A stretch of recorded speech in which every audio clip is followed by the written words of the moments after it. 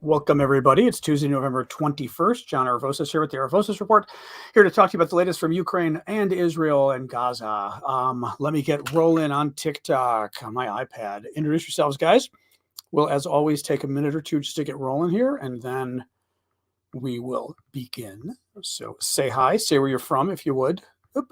Here we go. Yep. Takes a minute on the iPad. Here we go. Yeah, say where you're from, though. I think it's nice to let people know because not everybody is always a regular. All right, here we go. Live. Israel, Ukraine. Boom. There we go. All right. Hello, all. Hello, Manda. All right, there we go. Mirror, TikTok. Boom. Excellent. Got my cup of water. Hey, Evie. Very nice. Very nice. Anyway, hello, all. We got a lot of news today. On both subjects, so that'll be fun. Busy, that's all right. What's going on? Oops, turn off my ringer on my computer. That's always nice. Anyway, hello all. Hello Wales, Matt and Wales. What is going on, folks? Thank you, Elizabeth, for the TikTok gift. Waterford, Ireland, lovely. Anyway, what's going on, guys? What is today? When? Tuesday. Tuesday. That's right. Thank you, Crazy. It's Tuesday. So remember, Thursday is Halloween. Not Halloween. Thank you, Big Hawk. Thursday is Thanksgiving in America. Thank you, Ellie. So that we will be, thank you, Ellie, again. We will be doing no show Thursday because it's a big holiday in the States and we'll be doing a family dinner and all the rest. So I don't know what time we'll be done. Thank you, LWD. I might be doing I might do an impromptu hangout in the morning. I probably will. I think Thanksgiving morning, so Thursday morning. Thank you, Napoleon. But otherwise, do not expect a show Thursday night, most likely. We'll see. Again, if it happens, it'll happen impromptu, but I'm not going to plan one. Thank you, John. Since, again, Thanksgiving, the dinner usually isn't going to be done until 6 or 7, and then we're tired. So just be aware. It's a big holiday in America, which is nice for the family. Big meal. I already made the stuffing. Thank you, Cassandra. I made the stuffing today. Mom's old stuffing recipe, which is fun. So lovely. Anyway, maybe another 30 seconds and then we'll get rolling. Just like to sort of give people enough time to show up. Antoinette, happy Thanksgiving to you too. Oh, there's a lot of, Raymond says somebody made a double account. There are a lot of scammers out there on TikTok, and they're not just doing it to me. They're doing it to a lot of people. They're creating fake accounts that are almost the same name. Like in my case, instead of ARA, they'll put ARRA. So just be aware. These guys are out there. They're messaging everybody. They're pretending to be me, and they're pretending to want to give you financial advice if you only give them some of your money. I am not going to be contacting you to give you financial advice and to take your money to invest it. That will not be happening. So just be alert. If you get a private, you will usually not get a private message from me unless you wrote me first about something. I will not be just writing to you guys blindly. So just be careful with that. Thank you, Elizabeth, because I've gotten a lot of messages on it and it's a problem. And TikTok, sadly, is being very difficult. They're just not taking it down. And I reported a lot of these guys back in August. They're just not taking it down. So I like TikTok a lot, but stuff like that drives me a little crazy because it's very unprofessional. It's something that other services take seriously and they don't. So thank you, Jetta. It's very upsetting. Anyway. All right, guys. So the way the show works, I will be exactly, Vic. Thank you, LW. Oh, is that Life? Thank you, Life. So the way this works is, thank you, Dora. I will be giving you guys the news. News on both topics. Start with Israel, then we'll do Ukraine. We'll do questions at the second half of the show. Sometimes I will see your guys' questions as I'm doing the first part of the show. If I'm able to, I'll grab a question or two, but it's kind of hard. You can always get a question in for sure on YouTube by buying a super chat question, which is basically a donation to me.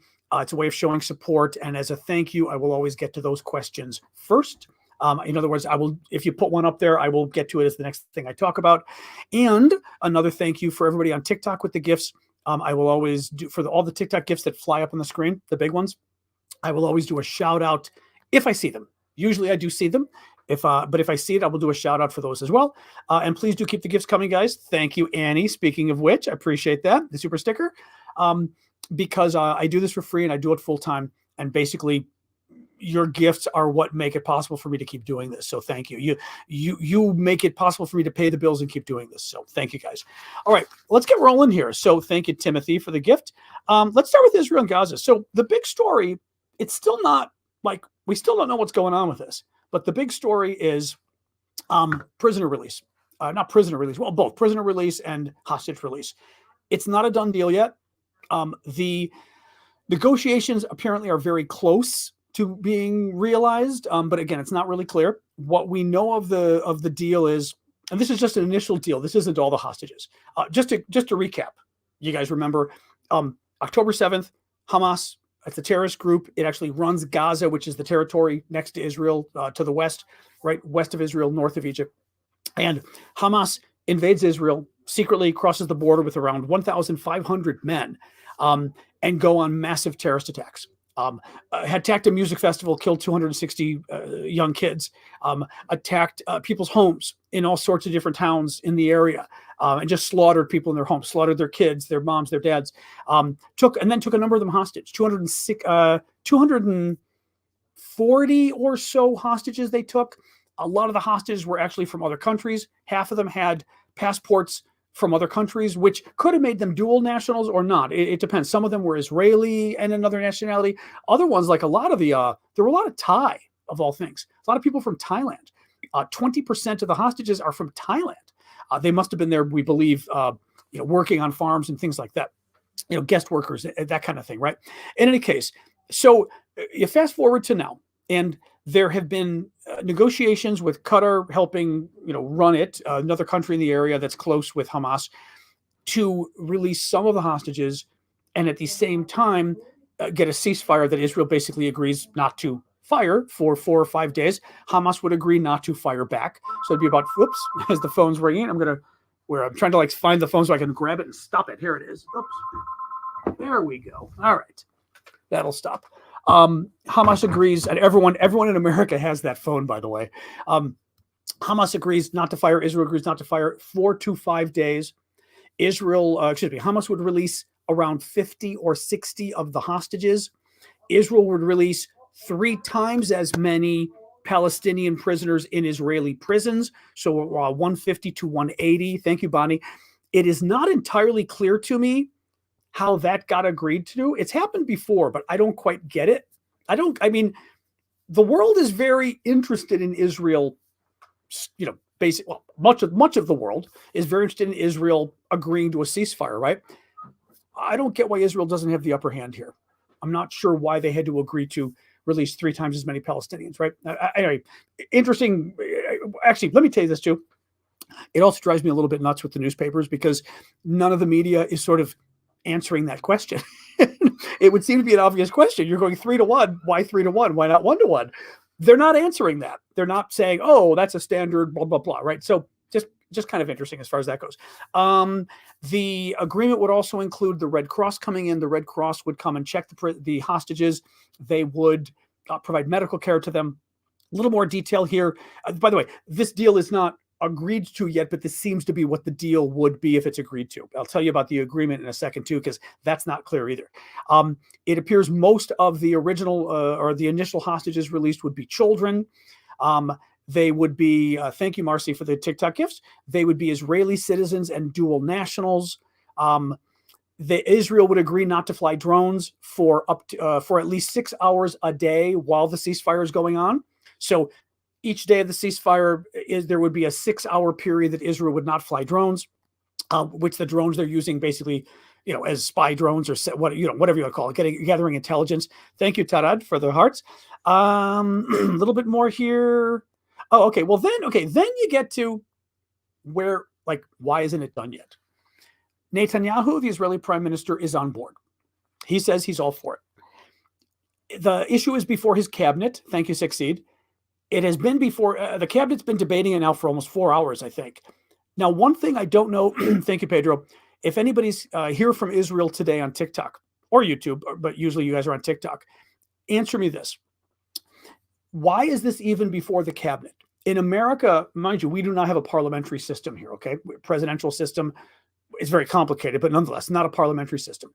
The cabinet in America simply advises the president. The cabinet does not vote on anything. So why is the cabinet voting? What does it matter if the cabinet votes? Thank you, Adventure. And does that cabinet vote need to be unanimous or just a majority or something else? You know, somebody already jumped in and goes, "I'm in Israel, but I have no idea." You could be American with your knowledge of your knowledge of government. But you know what I mean? Like, so basically, you've got the two far right members of the cabinet. Thank you, Ted. There are two members of the cabinet that are far right, basically crazy, horrible people. I mean, they are. It's pretty much well established. They're the far right in Israel. They're nasty people. They oppose the deal. The question is, does it matter if they oppose the deal, right? Does the vote of the parliament have to be unanimous or just a majority? And anyway, I'm just trying to see here if anybody, we ask why it's not presented to the whole parliament. Well, that's one of my questions. Why wouldn't the parliament vote on it? For example, if you had to have a vote, right? I just don't get why a cabinet, I just don't get a majority. Okay, Natalie says a majority of the cabinet. Okay, well, Yisrael, who already admitted he doesn't know the issue, says supermajority. But Netanyahu is at least making it look like it needs cabinet approval because he submitted it to the cabinet and we know two of the cabinet members oppose. Let me just throw again. This is why media drives me crazy sometimes. That's an obvious question. None of the stories I'm reading and nothing on CNN, for example, are discussing this. Nobody's saying, Netanyahu submitted it to the cabinet. So what does that mean? Right? Okay. So more people are saying a majority. Well, if it's a majority, then it shouldn't be a problem. But what people are saying in the news is there's these two far right cabinet members who are going to say no, and that could be a problem. In any case, that's where it stands now. Also, we're not being told if Hamas has already signed off. We believe Hamas has signed off on it because no one's talking about Hamas having a role here. I mean, meaning them being a problem too. But it's very confusing to me. Anyway, that's kind of where that stands. I've got a little more information on the hostages and stuff. Sorry, 6Evo had a question. Prediction on what the G20 will talk about tomorrow. Honestly, I didn't even know the G20 was meeting tomorrow. Which tomorrow? Is it Brazil or something? Is that not the Brazil thing? I thought was next year. What's the G20 doing tomorrow? Don't mean to be ignorant, but I'm happy to admit I'm not up on something. Is that tomorrow? Like I said, G20 I thought was like the next one was like Brazil next year or something. I don't know. I don't know, 6Evo. Sorry about that. My suspicion is it'll be about this, obviously. I mean, they'll try to make it about this. Tomorrow in India again. Oh, that's interesting. Thank you, Amy. Tomorrow in India again. Okay, interesting. Not sure why. They're going to try to make it about this. See what happens. You know what I mean? The U.S. will want to make it about Ukraine. Probably be a mess, I would think. It's a virtual meeting. Okay, because no one's been talking about it. I mean, it hasn't been in the news much, which is why I didn't know about it, to be honest. Okay, well, there you go. And Paul is a new member on YouTube. Thank you, Paul. Very generous for that. I appreciate that, the new membership. All right, let me keep going here. So as far as who the hostages are, 25 countries, 33 of them reportedly are children. As far as the people that Hamas wants released from Israeli prisons, there are a total of 83 Palestinian women and 380 teenagers under the age of 18. Thank you, Lara. Imprisoned by Israel in the West Bank, East Jerusalem, and Israel. The total number of Palestinian prisoners held in Israeli jails is approximately 8,300. The vast majority of the prisoners are adult men who are apparently not being considered for release as part of an exchange because my suspicion is they committed terrorist acts or killed Israelis. The Israelis said they weren't going to let any known terrorists go. So that, just that. So there you go. Anyway, all right, let's keep going here. Beep, beep, beep, beep. In its latest update on the humanitarian situation, thank you, Cheryl. Very generous gift. Always fun to see what the postcards show up as. Grand Canyon, very cool. In its latest update on the humanitarian situation in Gaza, the main UN agency in the Gaza Strip said almost 1.7 million people have been displaced since October 7th. That's an interesting figure because you're talking Gaza is like 2.3 million people or so total. So 1.7 million being displaced from their homes. Most of them have not left the territory or the area, Gaza. But for example, remember at the beginning, Israel told folks in the north to go to the south. Sounds like a lot of them have. Also, you could be displaced because you're no longer in your home. Your home could have been destroyed or damaged, and you're at a refugee camp. The UN says 930,000 people are internally displaced. Wait, the internally? Oh, 930,000 of them are staying in UN shelters in Gaza. A group of 13 Democratic senators have penned a letter to Biden calling for him to work with Israel to open its border. Oh, this is interesting. Okay, so 13 Democratic senators, which is not small. I mean, what are there, 50 Democratic senators or so? 13 is okay. It's not huge, but it's not small, because in the Senate, each individual senators have a lot of power. Individual House members do not necessarily, depending on who they are. So when 13 senators get together, that's not small. And 13 Democrats mean they're kind of disagreeing with the president a little, or maybe not disagreeing, but it puts a little pressure on him. So this letter is not insignificant, I'm saying.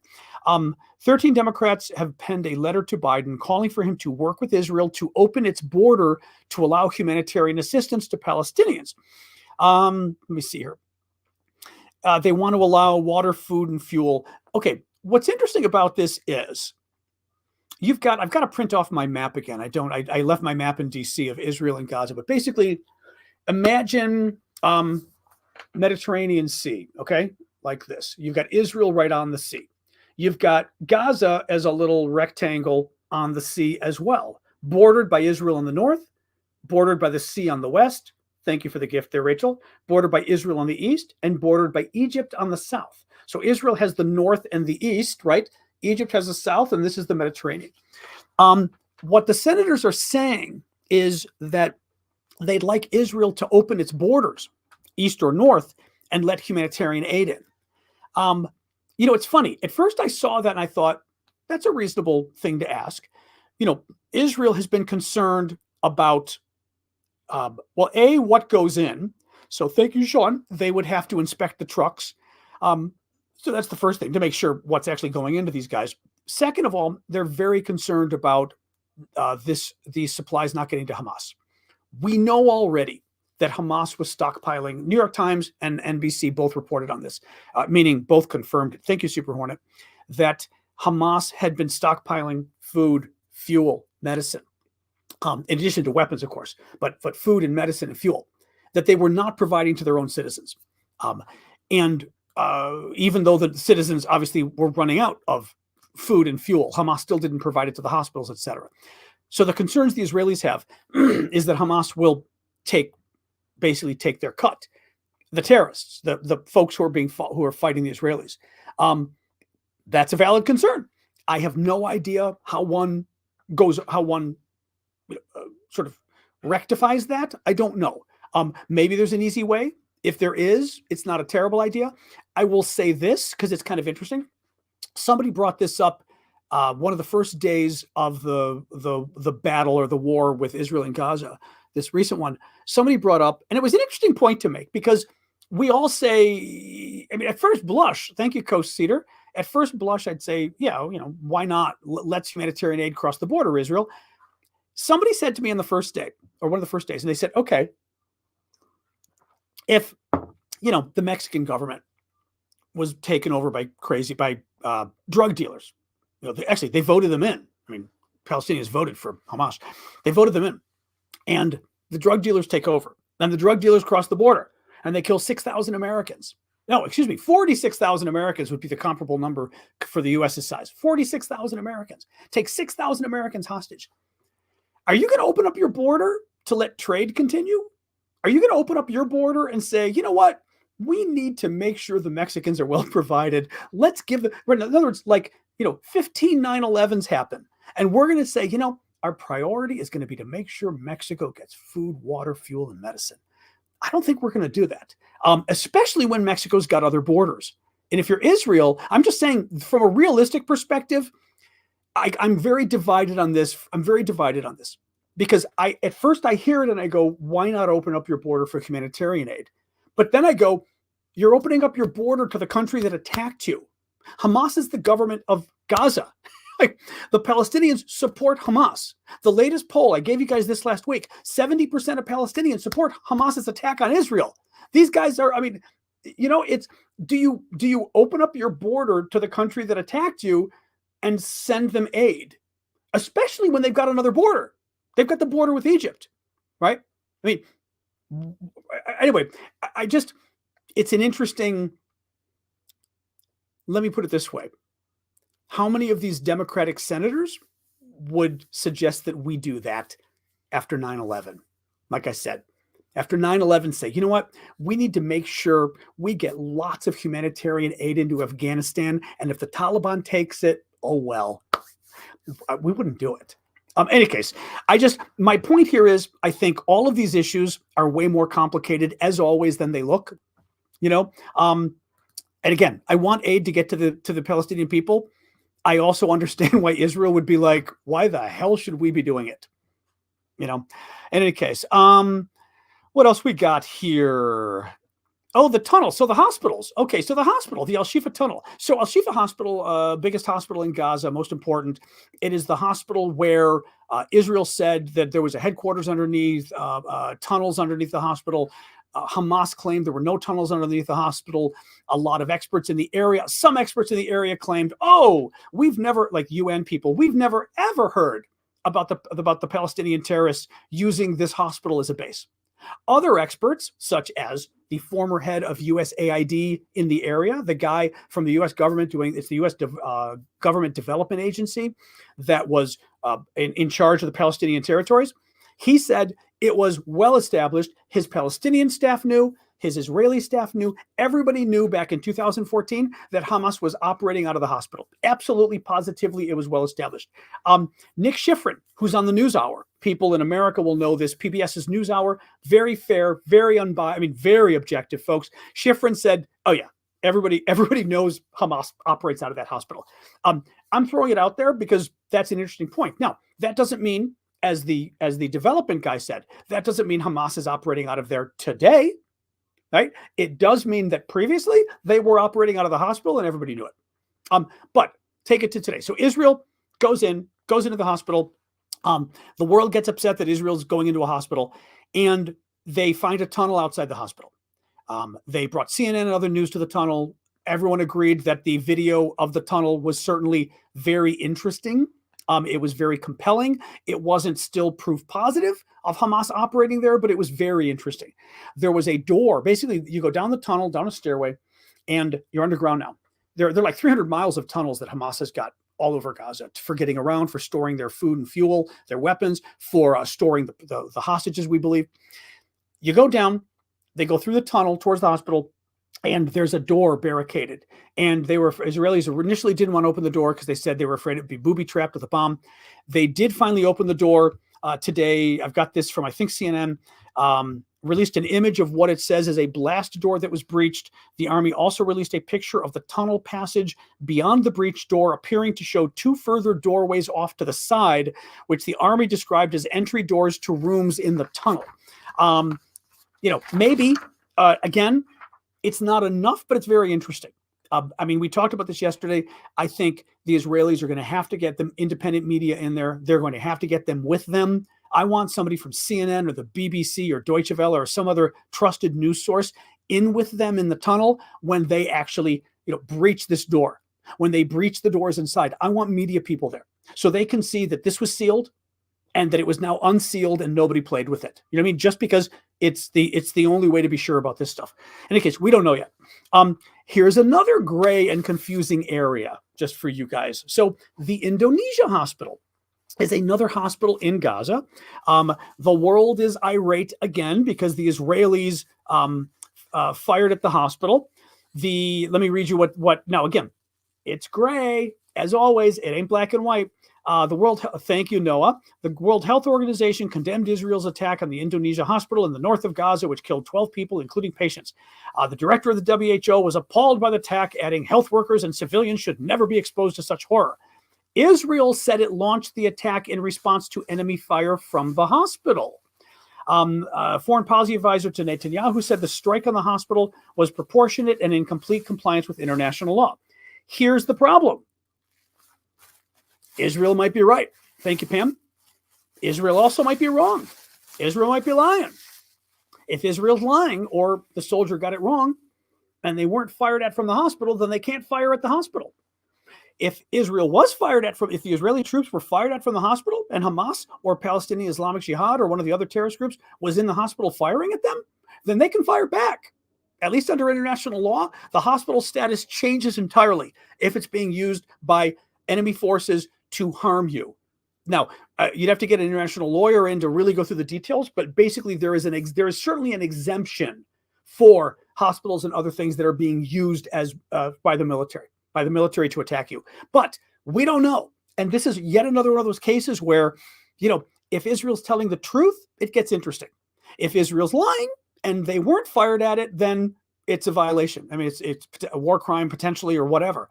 But we don't know, guys. And I will say this, and again, I know we've got people from both sides here. Thank you, Louisa. I'm a lawyer. We don't know. We really don't know. We don't know what the truth is. And I don't know how you prove it. Well, actually, you'd prove it by going to the hospital and finding some Hamas fighters. I mean, that's the issue. Israel goes into the hospital and everybody gets upset. But you'd have to go to the hospital and find out who's there. Talk to people. See if anybody's willing to tell you the truth, right? See if you actually find Hamas fighters. See if you find bullet casings on the ground, right? See if you find guns. See if you find tunnels in the hospital. I mean, that's what you'd have to know. Finally, and this is actually very troubling. This is a follow-on to a story we heard a few weeks ago. This came from CNN.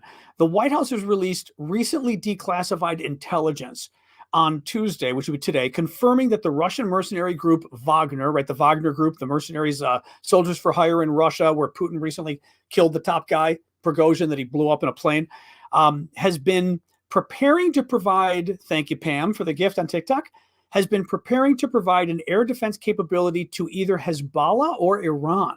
Now, Hezbollah is the, basically terrorist group in southern Lebanon. They are right north of Israel. They unfortunately run southern Lebanon. The government of Lebanon doesn't have control over the entire country. It's basically a failed state. It's very sad because Lebanon apparently is a great place. For real, everyone always tells you Lebanon's a great place. Thank you, Elizabeth. And Hezbollah runs the south, and the concern is Hezbollah getting into the war in a big way. They've been lobbing fire back and forth with the Israelis, but they haven't sort of invaded in a big way. That's the concern. So U.S. intelligence released showing that the Wagner Group is preparing to provide an air defense capability to either Hezbollah or Iran. According to NSC spokesman John Kirby, Wagner was preparing to provide the capability at the direction of the Russian government. Interesting. Thank you, Courtney. And by the way, if you're Israeli, this gets really interesting because Russia has been playing this cute little game with Israel where Putin is good friends with Netanyahu. They have such good chemistry. And now Putin's just like knifing the Israelis. Big surprise. The newly downgraded intelligence did not specify where the missile system would be coming from. But CNN previously reported that the Wagner Group had been tasked with carrying out the delivery of a surface-to-air missile system from Syria to the Iran-backed militant group Hezbollah in Lebanon. Interesting. All right. We are going to switch to Ukraine. That's it for the Israel news. I'm going to switch to Ukraine. And then, as always, we'll do questions at the end, guys. Unless you got a super chat question, of course, happy to entertain that now. And you know what I'll do? I will show you a couple of our I'll do a quick pitch for gift. We'll do auction items at the end. Our auctions are ending tomorrow. We've got cool auctions we do every week on Discord. It's discord.aravosis.com, or just go to Discord and type in my name, Aravosis, and you'll find it.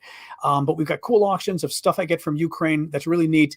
And half the money from our auctions we send back to Ukraine as aid, either for the military or for humanitarian. I mean, military, we've bought drones. We've bought extenders for drones. We've helped bought materials to make camouflage nets, things like that. Thank you, Soren. Or we've done straight up humanitarian aid again. James says, sorry, did your hat on AG again? I don't know, James, that's not English. Did your hat on AG again today? James, I have no idea what that means. You got it. All right. Don't pay for it, but write that again. I don't know what that means. I have no idea what that means. Okay. Write it again, James, but don't pay for it. All right. What was it again? Oh yeah. So, basically, yeah. So I will pitch you guys again on helping me out with the gifts. So if you could, basically, I do this for free. I do it for a living. I've been doing it since the war in Ukraine broke out. So that's now March of last year. No, March of 2 years ago. Oh my God, almost 2 years now. Thank you, Cerveza.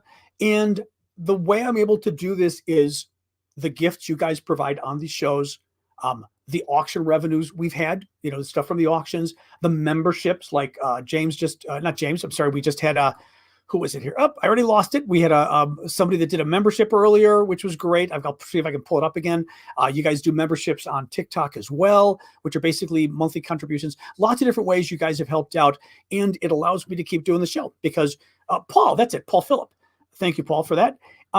It allows me to keep doing the show because it pays the bills. And if it pays the bills, then I can basically focus on Ukraine and focus on Israel. So thank you, guys. Please do keep it coming. Were you wearing a hat again today? Oh, that's what he said. No. I did take a nap earlier though, so it could have done that. But I think the hair is doing pretty well considering it was flat. Did you have your hat on again today? That's why he's saying it. Okay, James, I get it. That's cute. Nope.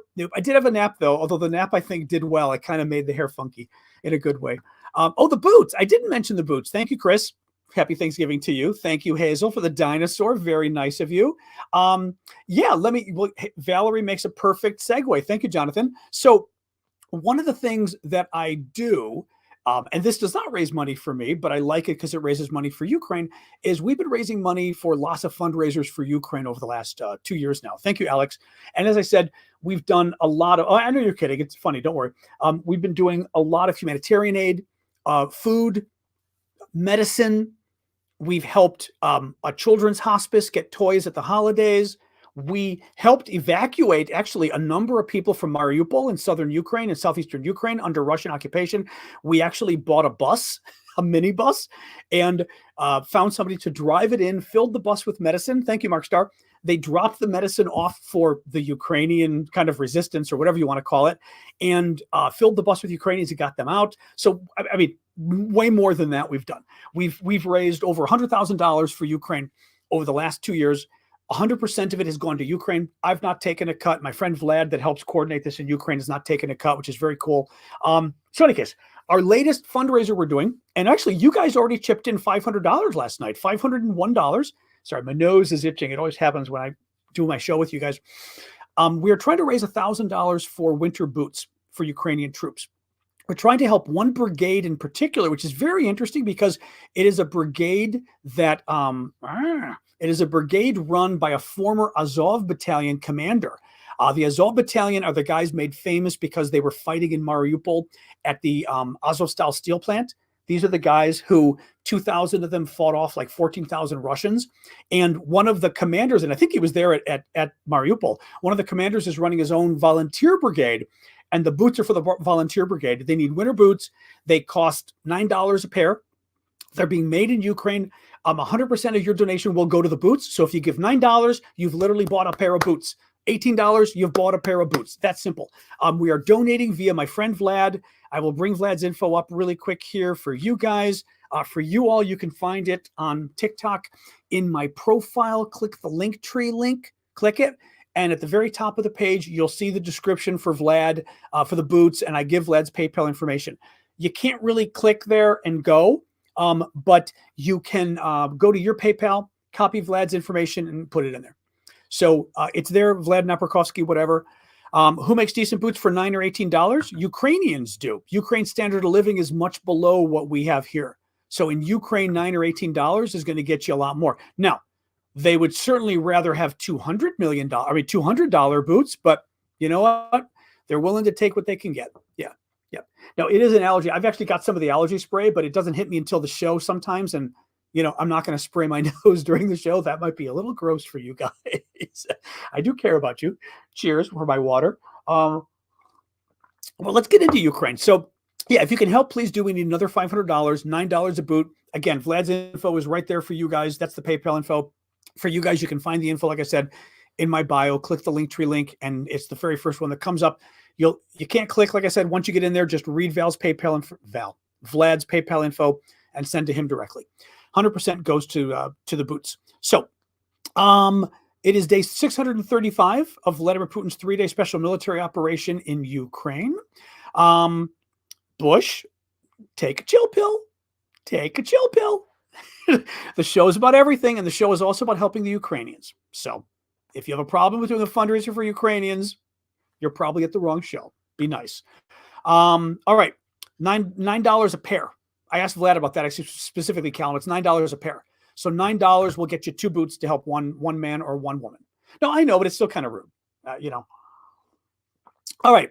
President Zelensky commemorated today as the Day of Dignity and Freedom, which marks the start of 2 major uprisings in Ukraine, the Euromaidan Revolution and the Orange Revolution, which basically got rid of the bad guy who was basically saddling up to Putin, pissed Putin off, and Putin invaded. So it was sort of the beginning of the whole conflict with Putin moving in. The Russian ambassador at large. So this is interesting. This was from Russian ambassador at large, meaning not to anywhere in particular, but still an ambassador rank, said that the current regime in Kyiv is absolutely toxic. We do not see any options for coexistence with it at the moment. He also claimed that his country can push back against NATO for as long as it needs to. Now, what is... Okay, you're leaving, crazy person on YouTube. Goodbye, crazy person. What is interesting to me about this is if he's reflecting Putin's view, he's saying that Russia will not stop the war until Zelensky's government is overthrown and a government that is pro-Russian is installed. That's a big deal. That's a big deal. I mean, I think NATO, unfortunately, is fine with Ukraine giving up territory. I think some members of NATO think it's crazy because it's rewarding Putin and basically puts Putin in a position where he's going to do more bad stuff because he's rewarded with land in Ukraine and says this was worth it, right? Let's do more. Let's invade more countries. But I think some of the NATO countries, I think Biden himself are probably thinking, let's give Ukraine give up land. I've thought that from the beginning. But having the Ukrainian government overthrown for a Russian puppet, I think pretty much almost every NATO country other than Hungary, which is a Russian puppet, would have a problem with that. I'm just kind of putting it out there because this is also part of the ongoing problem you get of, so they reach a peace deal with Russia, so they negotiate some kind of peace, right? Thank you, Blue Ariels. Russia's still going to want to overthrow Zelensky. Russia wants their own guy in charge. I mean, this war is never going to really end in a way until Russia gets its way or until we give Ukraine some kind of ironclad protection. Ukrainian official told ABC News that U.S. deliveries, this was bad, U.S. deliveries of NATO standard artillery shells to Ukraine have fallen by more than 30% since the beginning of the Israel-Hamas conflict on October 7th. The U.S. officials claim that the supply of munitions to Israel would have no impact on the war in Ukraine. The Ukrainians are saying, yeah, that's what they told us, basically saying, we know that's where our ammunition went. And a senior defense official, U.S. official, said the reduction in munitions has absolutely nothing to do with what's happening in Gaza. I mean, maybe. Now, granted, keep in mind, these artillery shells are not easy to find. NATO pretty much has a shortage of them. I will say this too. It really kind of freaks me out that had we gotten into a war, like a land war with anybody, we don't have enough artillery. I mean, that's not great from NATO. Now, mind you, NATO wants to keep some, so it's not like we're using all of it, right? I mean, because obviously every NATO country is giving Ukraine what they can, but they want to be very careful to keep enough for their own national defense. If we were fighting Russia ourselves at war, we would therefore have more artillery to use against Russia. Still, it strikes me as a little weird that early on, we just really didn't prepare for this. And it's not just a money issue, but I mean, user 882 is saying war bonds. It's not just a money issue, though. It's a production issue. We don't have the artillery. And I don't think we have the production to really get it up there if we need it. It's bad across the board, really. German Defense Minister Pistorius arrived in Kyiv today. This was interesting. What's a war bond? Callum, from what I understand, a war bond would be a bond that the government sells to finance the war. So they basically would say, this is worth $50. Thank you, boy mom. And you could do a number of different things. You could either sell it for 50. You could either say this is worth 50, but we're going to charge you 40 for it. And in 5 years or 10 years, it matures and will be worth 50. Or you could buy it for 50 and maybe it's got interest on top of that. But it would be basically a promise from the government to pay you back that amount later with interest is typically what they are. And it's a way for the government to raise money during wars. Yep. Yep. Anyway, everybody else has given the answer too. German defense minister. So the German defense minister arrived in Kyiv today, which was interesting. They pledged 1.4 billion in military aid for Ukraine, including 4 Iris-T air defense systems, 20,000 artillery shells, which is good, and anti-tank mines. Also, I just find it interesting that the German defense minister was in Ukraine at all. That's a very good sign. It typically, thank you, Alexander. It typically would be a sign that there's, more cooperation going on. Like, seeing what my dog is up to, that there's more cooperation going on. So, anyway, it's good that he's there. It's just good to see. Number of civilian deaths in Ukraine. Oh, hello, dog. Number of civilian deaths in Ukraine since the Russian invasion began has risen above 10,000, according to the United Nations. Now, I will say this. I'm a bit surprised. I figured there were a lot more than 10,000 civilians killed in Ukraine at this point. So again, I'm actually very surprised that the number is that low. But I mean, obviously it's bad, but I'm still surprised. The vast majority of deaths have been caused by explosive weapons with a wide area impact, such as shells, missiles, and cluster munitions, the UN said.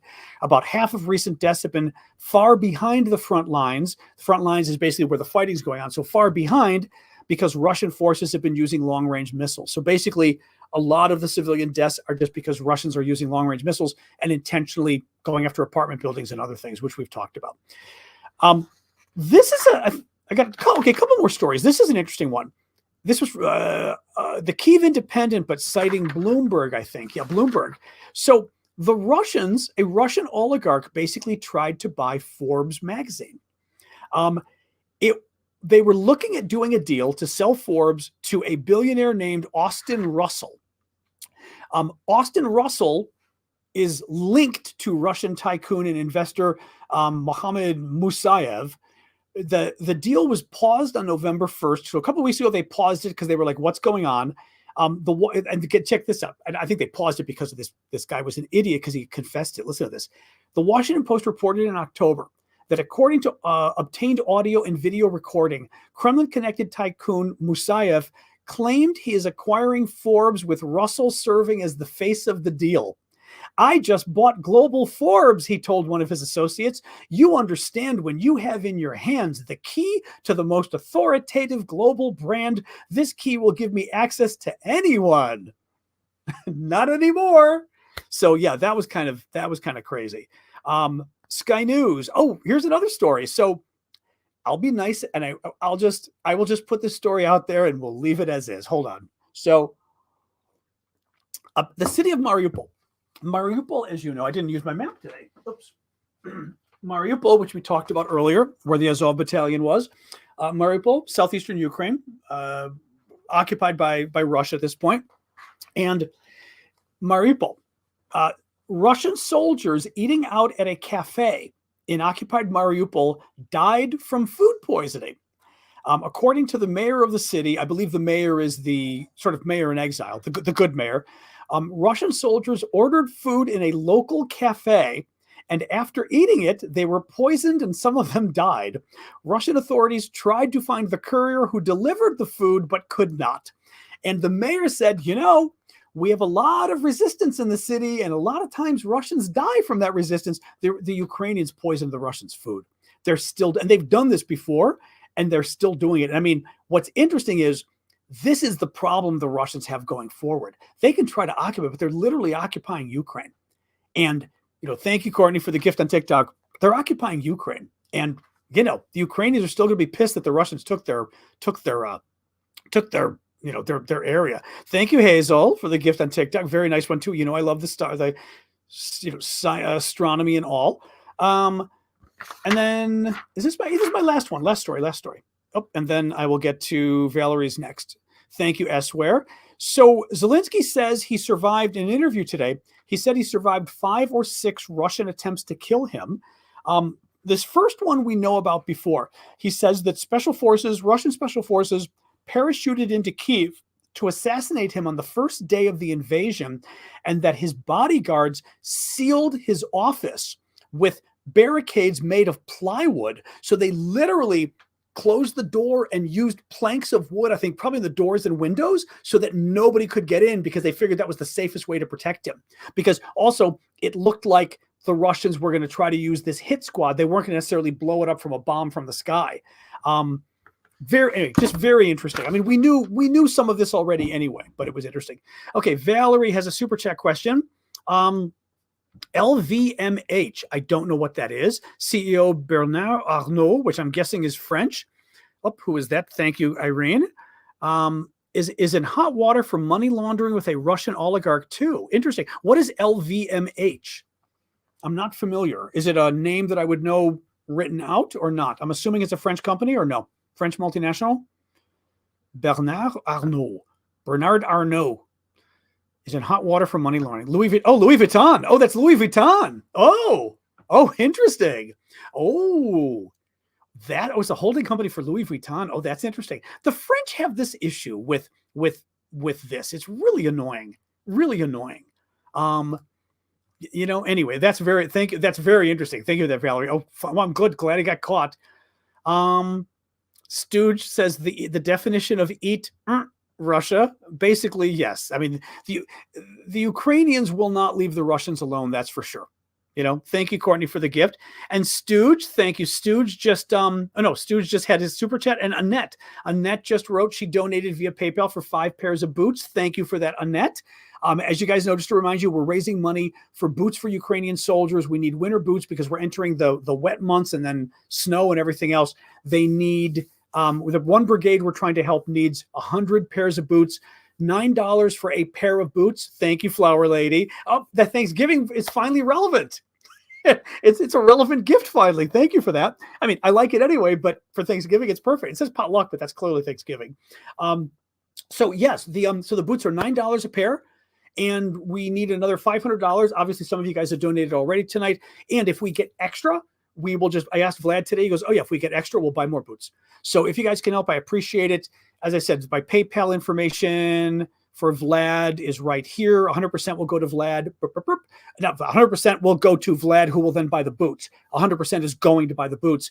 I'm not taking it. Vlad's not touching it. And thank you, Marcy, for the gifts. And you guys can find Vlad's PayPal info on TikTok in my profile, where the link tree, click the link tree link, and the very top thing will give you Vlad's PayPal info. So go to your PayPal and just copy Vlad's stuff there. Well, thank you guys. Oh, that's great. All right. Excellent. All right. What else we got here? So let's do Q. Oh, let me show some auction items. Okay. Tonight's the last day for the auction. We every week I do an auction for cool stuff from Ukraine. As I said, half the money goes to Ukraine, half charities helping the military, etc. Half of it goes to support me. And the auction items end every Wednesday. It's on our Discord, discord.aravosis.com. I'll show you a number. We've got a lot of cool stuff. Hand-painted Ukrainian Trident fridge magnet for the refrigerator. Very cool. One of the very popular items is an Azov-style challenge coin. Challenge coins are made to basically, they're not currency. You can see the steel plant on the back and it says Azov-style. I'll show you guys. Challenge coins are made to commemorate events in the military. They're not currency, but they're collected by military folks. That's a sort of Ukrainian soldier on the back, and it has something about Mariupol and the troops. Anyway, really nice from Ukraine. Their currency, they are currency in the military. Oh, that's interesting. Well, they're currency because you trade them, though, right? I mean, they're not, like I said, this is not currency. It's not like you would go to a store and spend this for €5 or something. That wouldn't be the case. In any case, very cool challenge coin of the Azov troops who fought in Mariupol against the Ukrainians. Right. You can use them for favors or to throw your weight around. That's what I figured, Callum. Yeah. Some cool military patches. New. They're not used. Used is kind of cool, to be honest, but they're not used. Ukrainian Trident, Ukrainian flag, because the blue is the sky and the gold is they believe it could be the wheat. It could mean something else, but they're also the colors of Ukraine. This one is the most popular patch the Ukrainian military wear because it's the flag, of course. And this is I would say is the second most popular. Different colors of it, but the Ukrainian Trident. You'll see this patch, sunflowers. That's true, Maddie. It's sunflowers. It could be wheat as well, though I've seen people say. And this is the second most popular patch. Comes in a lot of different colors. The Christmas ornaments I've shown you guys, hand-painted Christmas ornaments that I think are really neat from Ukraine, because I think I like Christmas ornaments, and I think they make neat gifts. Up. Couple more things, and we are done. Oh yeah, the t-shirt. The t-shirt's very popular. This t-shirt actually is part of our fundraising. We've been one of the things we've been fundraising for has been making camouflage nets, and we've been raising money to buy the materials to weave the nets. The charity we work with, Harkovu Mir, has been actually organizing the net weaving, and they've been doing it on behalf of the military. The military literally puts in an order and says, okay, we need this many nets, this design, winter, summer, spring, whatever. And Vlad made t-shirts for the net weavers, and he made t-shirts for them. And this is one of the t-shirts. We've got 3 sizes, large, extra large, and I'd have to look and see whether it's a XX or a medium. I don't recall, but it's in the auction itself. It tells you. But it shows a picture of a HIMARS. Vlad designed it. A picture of a HIMARS looking all angry with a camouflage net over it. It says Harkovu Mir, which is the name of the charity, Kharkiv Peace. And then at the bottom, it says, what is it? Moskovalna Sotnia, which is the masking 100, or actually the camouflage 100. So that's a name that Vlad gave to their group. Like, you're the camouflage, you're the 100 camouflage designers, basically.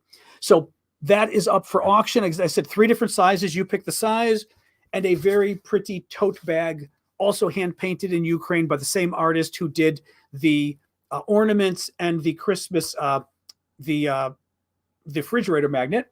But it's a tote bag, right, with a little handle. But it's cool. It's hand painted. It's a nice dark black, actually. It looks like a lighter black on the screen, but I like that it's hand painted and signed. And I think that's it. I mean, we've got a few more things. One other thing that I can't show you because I always worry is we've got a really neat shell casing from a machine gun, Russian machine gun in Ukraine, that the Ukrainians took and turned into trench art. And they basically painted a Ukrainian trident on it. So we're auctioning that off too. It's cool because it stands up, but I'm not comfortable showing a shell case. I'm afraid TikTok might not like that, so I'm not going to do that. A 40-inch smart TV for the Go F Yourself coin. That one's coming up next week, most likely.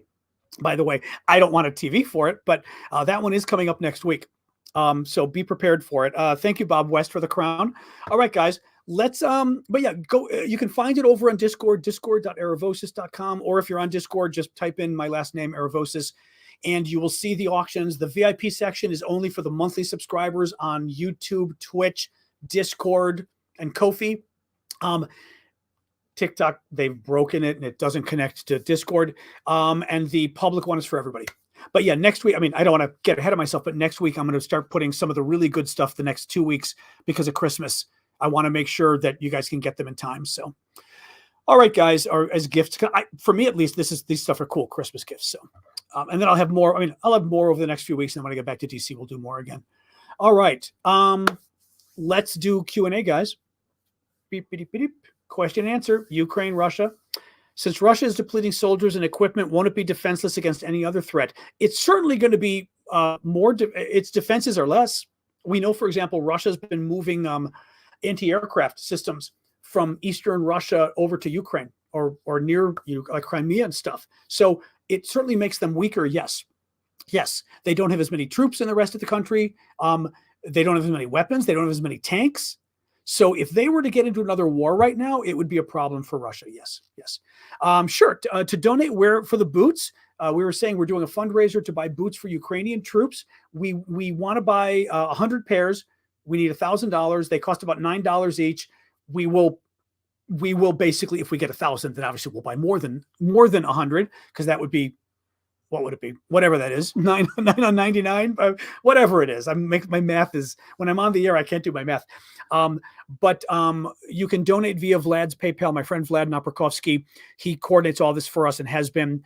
In my profile on TikTok, click the Linktree link. And the very first thing that comes up, it's my link of links is where it takes you. Very first thing that comes up on that page is, thank you, Worley, is Vlad's PayPal info. And it says the boots. And you can just go to your PayPal because you can't click through once you're there because PayPal's a pain. You just have to go to your PayPal, type in Vlad's and donate the money. And he knows anything coming in right now is for the boots. So Eastern provinces could declare independence from the Russian Confederation. It'd be funny if they did. I don't know if they did, but it'd be very funny if they did. But oh well. Or China invaded would be funny too, or somebody else. But who knows? Who knows? What else we got, guys? So yeah, any questions? Like I said, Israel, Ukraine. Yes, Protagoras says, any clue why Israel keeps the relationship with Russia? Because of, that's exactly it. Russian influence in Syria. That's exactly it. I don't know the details, but I do know, and I was surprised when I learned this the other day. Israel and Russia share intelligence like on Syria and stuff in the area, which is very interesting. Also, there is a role to be played because Russia is kind of in charge of Syria. If Israel wants to go in and go after some of the terrorist groups that are there, it helps for them to have Russia as their, in good standing with Russia. So it's because of Syria. Yeah. Annoying. We've talked about this before. I don't know, but maybe some of the rest of you can say, actually, we know some of this. Jay Ticker was saying, what are the advantages of having F-16s for the Ukrainians over their current fighters? One of the things I remember you guys talking about was integration with a lot of the weapons, that basically we've had to, or the Ukrainians have, or the Brits have helped them, or we've helped them figure out how to put like our weapons or British cruise missiles, for example, on the fighter jets, on the Russian fighter jets that the Ukrainians use. But if they get F-16s, they actually can integrate the weapons way more and do a lot more with them. Callum had given me lots of information before on this, but he's saying mainly that's the issue. Yeah, with the mainly integration with the weapons provided already. Although they're going to be better than the Russian jets the Ukrainians have anyway. I mean, Bob is saying better radar, more advanced missiles, more range, speed. Yeah, I mean, compared to the MiG-29s the Ukrainians have, it's a much better plane. Russell's saying that, yeah. Compared to the Russian fighter jets that the Russians have, the most advanced ones, then people say, I forgot, what do you guys say then? I forgot, was it maneuverability you were saying? Compared to the Russian jets? What is that? No, America doesn't fund terrorists. America has actually killed a lot of terrorists, including Osama bin Laden. Good try, though. Yeah, but the main benefit's the integration. Yeah. Radar jamming. Okay. Yeah. I mean, again, compared to what the Ukrainians have now, it's just light years better on every level. Thank you, Randy. The weapons, the radar. I believe one of the issues too is the radar. Remember that the radar, is it the radar and the weapons? It can go so much farther that the Ukrainians basically can pick the Russians off from farther away now, which puts them less at risk than they would be when they're using their planes right now. Yeah, the U.S. funded the Taliban. You're not really telling everybody. Sorry, I'm seeing we have a troll here on TikTok. I love when people bring up that the U.S. funded the Taliban to say, you fund terrorists. What you mean is America stepped in when Muslim countries wouldn't and helped defend a Muslim country from the invasion by the Soviet Union. Yes, America did try to defend Muslims when Muslims themselves wouldn't even get involved. We took the lead in helping them. So, yeah, very proud of that, actually. The question is why you didn't step in and help, and why the Arab countries didn't step in and help to the degree that America did. And, by the way, we won, and we liberated Afghanistan, at least for a while. So, good luck with that. We did a great thing by going into Afghanistan the first time. Absolutely. The Russians invade anybody who's going to defend the Russian invasion. Again, and in order to bash America, you're going to defend an imperial colonial invasion by the Soviet Union of a country that you claim to defend? Please. Come on. You just don't want to admit that America has been one of the biggest defender of Muslim countries. And by the way, Kuwait as well. You're welcome, Middle East, and you're welcome, Muslim neighbors of Kuwait. We saved them, and we saved your butts as well by going after Saddam the first time. So, like so many issues, little more complicated than people would like to say.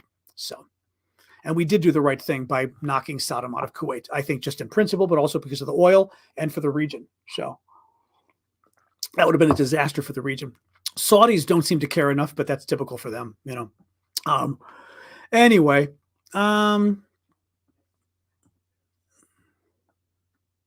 well, that's a good point. Stu says the U.S. funded Mujahideen groups in Afghanistan. We did not fund Osama bin Laden's Mujahideen. I know. People just, again, the problem is, like on so many issues, you've got people who just want to hate, and that's fine, whatever.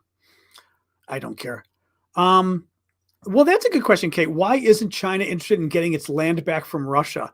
I mean, I think probably like anybody else, they'd love to get their land back, but you don't go invading Russia to do it unless Russia's like literally on death's door, and Russia's got nukes.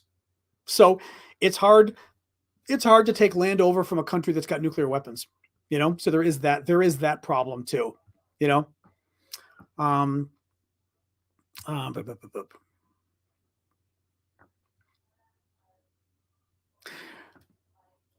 Oh, yeah. Sorry, that's a fair point too. Yeah. Of course, it wasn't the Taliban anyway. Yeah, it was Al Qaeda. Yeah. Pakistan. There's a neat country.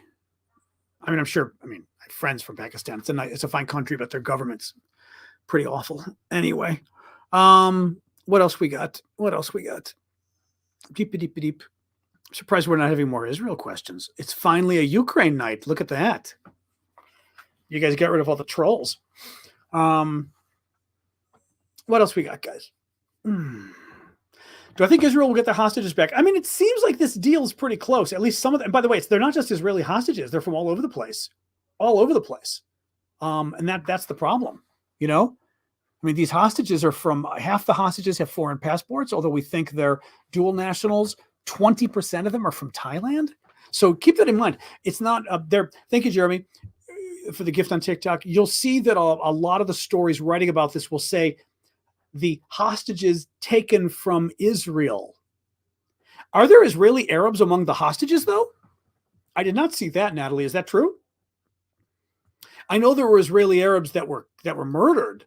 Like there was one guy at the music festival, Muslim, who I believe he was a Muslim, who showed up. He was part of the emergency ambulance crew and showed up and they killed him. So, no, I think there's a good chance the hostages are alive. Because think about this: why would you take hostages if you weren't going to use them? Right? Hostages are a pain in the ass. You've got to feed them. You got to care for them. They've got to go to the bathroom. But think about it. It's a pain. You don't take hostages unless there was a reason you took hostages, right? So that's what's going on. They want to use them, to get their people released, to embarrass Israel. Who knows? So, oops, let me look here. $9 boots. I know where you can get $9 boots, Stooge. You can get them in Ukraine. That's where you can get $9 boots. I don't tend to check Facebook Messenger much, Terry. I'll try to remember to look at it, but I don't really check there. I mean, very rarely. I don't like Facebook Messenger because it's just not something I ever look at. Andy says, did I see reports that Ukraine is making gains on the Kherson region? Yes. Over the last couple of days, there have been reports that Ukraine's developed a beachhead sort of right south of, show you guys. We've talked about this before, but it's worth mentioning because it looks interesting, promising, but again, going to take time. But, Russia controls all of this. Okay. And then you get right here, south of the river. Ukraine has established kind of a beachhead south of the river. So basically, an area where they've got their forces and the Russians have not been able to dislodge them. And what gets interesting about this is if Ukraine were able to build up their troops here, they could start to move south and pose a real threat to Crimea. If the Russians start getting worried about such a threat, they're going to have to start moving more troops to Crimea. Russia only has so many troops. It's a zero-sum game in terms of the number of troops Russia has. So Russia would have to start moving troops from the battle here, from the battle here, the battle here, the battle here, the battle here. So all of a sudden, Russia will have to start, in principle, maybe start watering down its troops from the eastern battles to take them down to Crimea, because if this Ukraine can expand here, so that's probably what Ukraine is trying to do, is trying to freak Russia out. And by the way, if Russia starts then weakening itself on other fronts, Ukraine can do better on those other fronts. And all of a sudden, Russia has a hard time defending itself. So that's the idea. I'm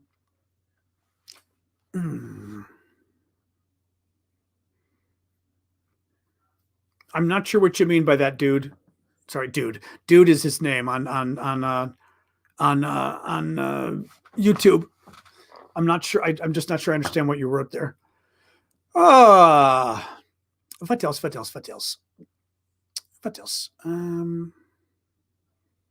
Well, F-16 seems to be a game changer for Ukraine. I mean, the experts keep saying not a game changer, but helpful, but not a game changer, but helpful. It also depends how many they get, you know.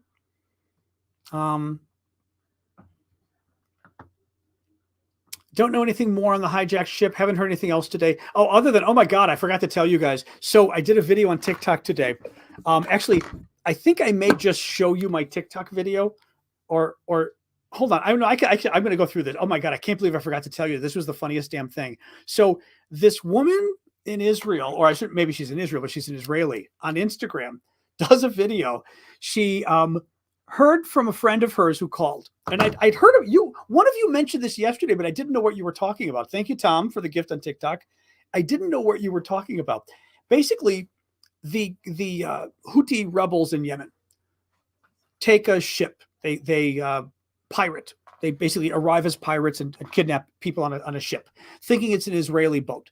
Now, the ship may in the end have been owned by Israelis. I still haven't quite gotten an answer on that, but I think it was taken over, by Israelis, or owned by Israelis. But there were no Israeli crew members. But the terrorists thought that it was Israeli crew members. Oh, Napoleon, you sent it. Okay, you sent it to me. That's okay. But it's and I forget that I've got to look at the woman's name. But so they went online or something and thought they found a list of like the manifest of the ship. Okay. And I'm going to show you some of these. Okay. So the first one they think they find is, and again, I'm going to tell you the name of the first person and then tell you what happened. The first person's first name is Eli. Okay. And then like Eli, E-L-I, right, in English, and Eli, like a Israeli name. And the second part of the person's name, I'm going to show you here. Oh, I already scrolled over to Kamala Harris. The second part of the person's name, where is this? Hold on. I want to show you. Is Kopter. Kopter. Helicopter. Helicopter. They found a joke list that somebody had posted online with joke names. And they're all names in Hebrew that are puns. And they're basically Hebrew words for things. Okay. And these idiots took the list, thought it was real because the names do look Hebrew, like helicopter, right? And they translated it into Arabic. So the list itself, I've got the list itself here. Hang on a sec. This is the list itself. The top is Arabic, the bottom is Hebrew, right? And it's an entire list of basically dad jokes. As the Israelis were telling me, they're basically dad jokes, like the stupidest jokes that you would make in junior high school. One of them is Mina Shakoti, or Shakoti, which means who bit me. Where's the Reuma Mazati? Look what I found. Yuval Lemnoshot will be put to rest, as somebody who's dead, I guess, or whatever. But the two that were my favorite. Okay, the two that were my favorite. Oh no, a couple of Misha Napo, who parked here. Mina Shakoti. I said, okay. Oh, the two were my favorite. They thought they found an Italian and a Japanese, like Israeli, on the ship because the names were, and I kid you not, Carlo Batusik. Carlo, like Carlo, right? Like Carlos. Carlo Batusik, which means his ass is cold in Hebrew. And the Israeli one really cracked me up. The Israeli one is Zuzu Otamutu. Which you kind of, because it's like Zuzu Otamutu, right? It sounds Japanese, which means move or die. And I think a lot of these sound like they're basically jokes.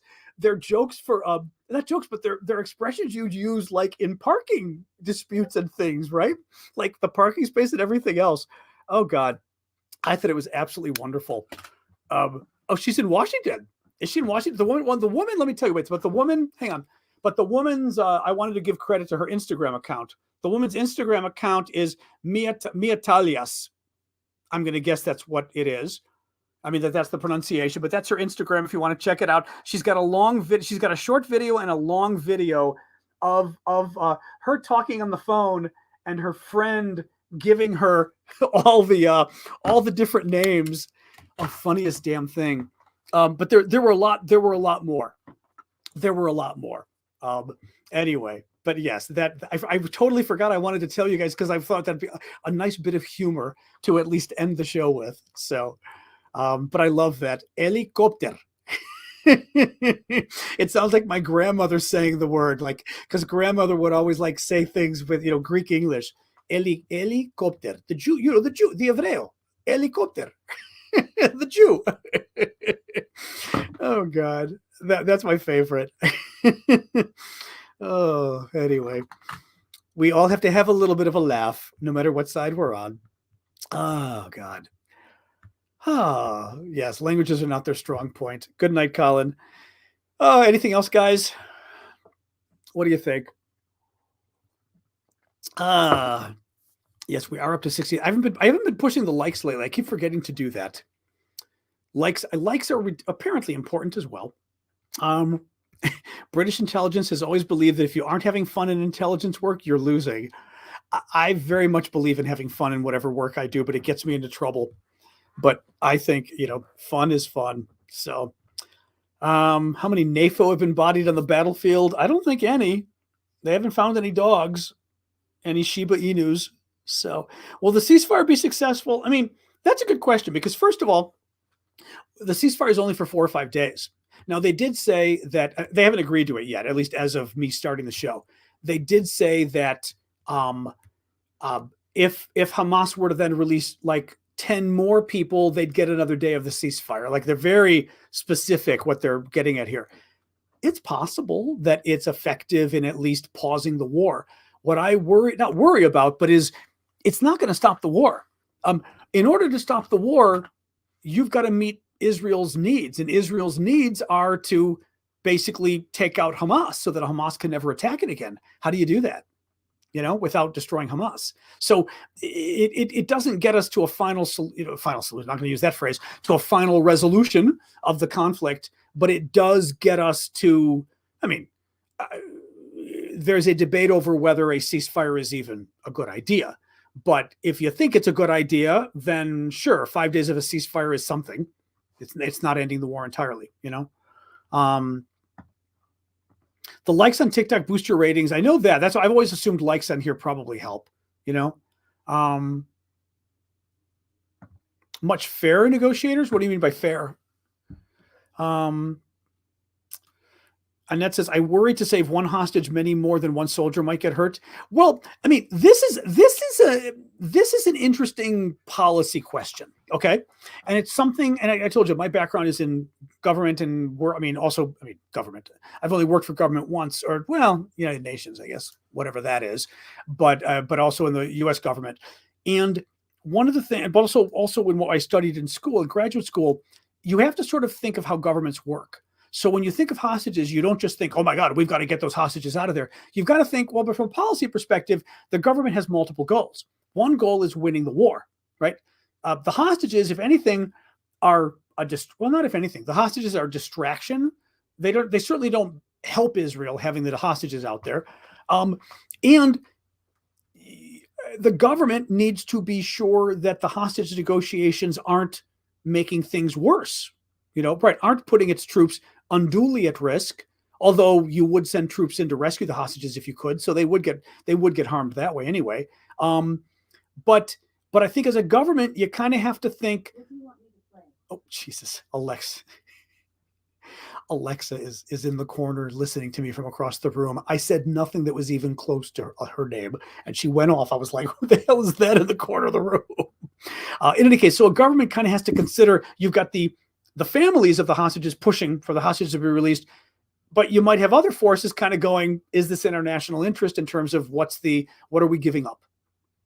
So there you go. So I think it's a fair question to ask, but that is for Israel to decide since it's their hostages and their war, I have no idea what you're talking about. The dude, you keep posting stuff and I don't know what you're even talking about here. I don't think Israel, I'm not convinced Israel gets a benefit by waiting 5 days. I don't think they do. I mean, I don't know. I think Hamas gets a bigger benefit, but who knows? Who knows? Maybe Israel's able to use the time. I don't know. Oh, what else we got, guys? No, I think Israel does care about the hostages. They've always traded so much. You know, you said you have pie on your birthday. No, not pizza pie. I usually get pumpkin pie on my birthday. The usual. Although I do like chocolate cake. Chocolate cake's my favorite. Anything chocolate is my favorite, but nonetheless, pumpkin pie is okay. It's the tradition. Pizza pie. That's funny. I do get pizza. Well, we get pizza a lot because I love pizza. So we order pizza a lot anyway when I'm here because we have excellent pizza in Chicago and DC. There's a couple of pizzerias that have good pizza that are like Italian pizza, but otherwise, my birthday is next Monday. For your birthday, you want a UN story? We can probably do that. I'd have to think of one that isn't totally evil, one that's funny. I'm not sure if there's one. I'd have to think if there's any that are funny. Idiotic, certainly, because there's so many of them are so idiots. Sasha's birthday is January 20th or 21st. I forget what. She shares it with Martin Luther King Day. Sasha was born around Martin Luther King Day. I am a Sagittarius. Yes, I am. Thank you, Russell. Appreciate that. You get cheated. Oh no, is your birthday close to Christmas? Mine's already close, so it can be an issue. You know, birthday gifts can sort of elide, as we say in French or in grammar. Thank you, Karen. Can sort of cross over into Christmas gifts. January 15th. You know, that's your dog's birthday? What, my dog's birthday or which? Or my birthday? Pumpkin cheesecake. Oh, yeah, actually, my mom's got a wonderful cheesecake recipe that I keep meaning to I was thinking of making it for Thanksgiving, but honestly, we usually have too many desserts for Thanksgiving between the pumpkin pie. And if somebody brings, like my nephew's girlfriend often brings fruit and stuff. So like there's usually, by the time we get to dessert, we're kind of like, ugh. So I usually don't want to make more dessert. Thank you, Vicky. But I already made the stuffing, really nice stuffing. Essentially, it's a meat, which is funny because a lot of people, when I talk about it, always go, what are you talking about? A meat stuffing. Okay, thanks, Natalie. I'll take a look. But a meat stuffing, which is really interesting, with pork and ground beef, and then nuts and raisins and some fruit. Very good. It's very good. Ooh. But it's interesting because people are always surprised when I say meat stuffing. It's not a bread stuffing. But like I said, it's excellent. Very much reminds you a little bit of Ashley's family has an old meatball recipe. So. Yeah, ham just doesn't do it. Ham's okay. Like I like ham when it's good. It's okay, but it's not turkey. A good turkey to me, oh. And bread stuffing too. I mean, bread stuffing's fabulous too. But I've never actually had a good homemade bread stuffing because we don't make it. We make meat stuffing. And I love it because it's a great meat stuffing anyway. Crushed ginger snaps as a crust. Oh, that's funny. Although that wouldn't be. I mean, is that on bread? That's got to be on meat. Is it on bread? I would think that would be on meat. No? Thank you, John. Well, now we're devolving into food talk, but I don't mind doing food talk. I made a meatloaf a couple days ago. I made the mistake of following the recipe, and the recipe says to cook it in a one of those long cookers, you know what I mean? Slow cooker. Thank you, Cassandra. And as I suspected, it made it kind of mushy. So mom was like, I don't like mush, so I don't blame her. So it's a good recipe, but next time I'm going to make it in the oven, so it's nice and firm. So meat stuffing's very good. I'll have to put up mom's recipe. I'll put mom's recipe up on the Discord. Food talk, exactly. This is our food talk where we talk about food. Lemon meringue, yes, very good. I love lemon meringue pie.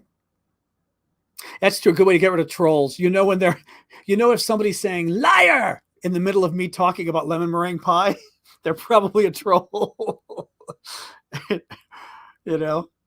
Yeah, I've got a wonderful cheesecake recipe for my mom. I make it occasionally in DC and then sort of cut up the pieces, separate them a little, put them in the freezer or freeze, and then wrap them up. And then I try not to eat them all in a row because it's like adding 5 pounds to you like this. Wonderful. It's sort of New York style, I guess you'd call it, like very cream cheese based, heavy, thick. Oh, thank you, Doggy Dave. I had a little bit of lemon to it. Just a touch of lemon to sharpen the lemon. Oh my God. So good. Ridiculously good cheesecake. Oh, I miss it. We may have to make some. It's been a ways. It's been a while. Hours today, yeah. I'm gonna make, and also I'm gonna make the. I finally found a decent, very simple recipe, but a decent recipe for cranberry sauce. Very simple, with a little bit of orange, etc. But it's good. It's good enough. It definitely has to sit a day. I find cranberry sauce has to sit a good day before it's really edible. You know, Mom's cheesecake recipe, I think, is in the is in the thing. It's actually, I know it's there. It's there. I know I posted it there. We have a food section, a recipe. I think we call it food in our Discord, and a lot of us have posted recipes. I know I've put her cheesecake recipe there because I should have. It's actually like Sara Lee's original recipe or something like that from the 1950s. It's the funniest thing, but it's actually a good recipe. It's not like a thin, light, fluffy. Look at it. It's thick and hard, and oh my God, so good. Thank you, Amy. Although that recipe says to basically cook the cheesecake first, take it out, pour like sour cream on top, then cook it again. Mom likes the layer of sour cream. I don't. I finally mixed the sour cream in with everything else, and it turned out fine. So thank you, Sean, for those. Those were very cool. So it turned out fine. So I would just do that. But a cheesecake vid, I know. Well, it's hard. The problem is it's hard to actually videotape yourself making stuff. You know what I mean? Like it's not an easy thing to put together because you're like clipping segments and blah, blah. You know what I mean? Like we'll have to see. Maybe. Thank you, Kentucky. Well, when you make stuffing, it's over 26 cups with sage bread and lots of sausage meat. Oh, that's interesting. Well, we use as the sauce. Mom had a good idea. As the sausage we use with the ground beef, we buy Jimmy Dean's sage flavored sausage so that it's got the sage in it. Thank you, Super Hornet, which is nice because this time of year, who's got sage? You know what I mean? And who wants to buy dried sage or whatever? So it works well. But I love cranberries. Not everybody does. I really like the cranberries with the meat and all the, oh my God. Your mom makes the cheesecake? God, I could try. What do I think is my largest bias? Oh God, who knows? God, that's really hard. I mean, it's hard because we've all got biases. And I think it's also hard. Well, we try to recognize our biases, but I don't know about my largest bias is probably being American. I mean, in the sense that that's what influences me the most. And in ways that I don't even know, probably because I've traveled the world, but culturally, you know what I mean? Culturally, it's how you were brought up is going to be what's wired in you. And American is going to be the strongest bias I've got, probably. But what does that even mean? Because Americans will tell you it, I don't know what that means, but clearly, do I like the South? I mean, from what I know of politically, I don't like the South, but from what I know of it culturally, it can be really neat. The food, the history, the accents can be wonderful. Some of them are really funny, but some of them are like South Carolina. Oh my God. When I went to Charleston, I couldn't believe the accents. I was like, oh, the most beautiful accents I've ever heard in English in my life. Oh my God. Just stunning. Oh, but the South food is very good. It'll kill you because it's all fattening, but really good. Actually, that was the other thing. I was in Charleston. I discovered the accent and I discovered buttermilk biscuits for the first time. Oh my God.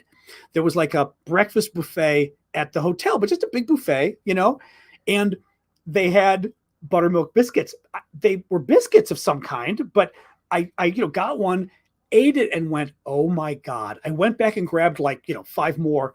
And there was a woman working there. I remember at the cafeteria woman or whatever. And I said, excuse me, what are these? And she looked at me and she laughed. She goes, they're buttermilk biscuits. Because imagine asking somebody in the South what they are. And I was like, she goes, don't you have? I said, I've never had these in my life. Because I've never had anything like this in the North. Even the buttermilk biscuits I've made have been good. There must have been so much fat in this biscuit. It was a meal. You ate it. I mean, I literally ate 4 or 5 of these with my meal for breakfast. I couldn't tell you now. I just remember I have made them myself with some very good recipes. Nothing compared. Nothing compared. I mean, they could have been made with gravy. Who knows what they were made with? Oh, lard. Yeah. Oh my God, though. Oh, I mean, just, oh my God. Yeah. So So that's my take on the South. Certain aspects I like a lot. The politics, not so much. Shit on a shingle, yeah. Military people tend to hate that, or older military people who grew up with it, like my dad. I think couldn't stand that because he had it a little too much in the military. Georgia and South Carolina. Oh, that's interesting. Yeah, Georgia's got a different accent. Yeah, your grandpa asked you. That's funny. That's cute. Chicken and dumplings. I'll watch your sugar intake. Yeah. Well, the problem with desserts is like if you like, I live alone, so if I make desserts, I've got desserts. You know, so it's like I've got it like the cheesecake I froze. So then once it was frozen, it made it a little easier to at least separate it out. But I mean, I could eat cheesecake for breakfast every day. Cheesecake's a wonderful breakfast. I mean, oh my God, you know? So anyway, but yeah, so I'm going to make the cranberries tomorrow. And I don't think I'm going to make, actually, I could ask my mom if we've got enough stuff because my sister's out of town. She's normally here, but you know, sort of an in-law died. So she's got to help with the family and everything. So, I've got to make sure we've got enough of our usual too much food. So, breakfast, coffee with butter, 2 sausages, 2 eggs and beans. I start breakfast very simple. I have like 2 little biscuits. So I like my bread and butter and coffee. And then 2 hours later, I'll eat more, you know, but I like to start with that because I'm hungry, but I don't like to eat a lot in the morning, but I still want to eat. So I usually do, like I said, my coffee, 2 good biscuits or a nice thing of like French bread with some butter. And then, like I said, an hour or 2, I eat more. I do not know what we're having tonight. Usually we we keep it simple because mom's getting older and she's tired of cooking. Although again, her Ukrainian helper helps too. So you never know. You are welcome, Yora. Anyway. Oh, I am not going to stream on Thanksgiving only because I don't know what time, you know what I mean? Like we're going to be, family will be coming over probably at 2. We'll probably eat at 4:30. Won't be done till 6:30. You know what I mean? Like it's eating up into everything. What I might do Thanksgiving is maybe that morning I'll go live just for fun and hang out with you guys, or maybe that evening, you know, but it'll be more of a impromptu hangout. Thanksgiving is this Thursday in America. Yep. I know. Cause Canadian was last month. Was it October or is it always October for you guys? I assume it's not like Ramadan that it changes every month. So I guess it's always going to be the same. Are we going to talk politics? Hopefully not. Hopefully not. Early October. Okay. Yep. Anyway, actually, you know what I did too? I made a lemon pudding, which was David Leibovitz, who I know in New York, in Paris, who had he has a nice email newsletter, and David had a lemon pudding that was very good, not hard to make. You eat warm, which I didn't love warm because it reminded me of like Greek soup. It was weird warm.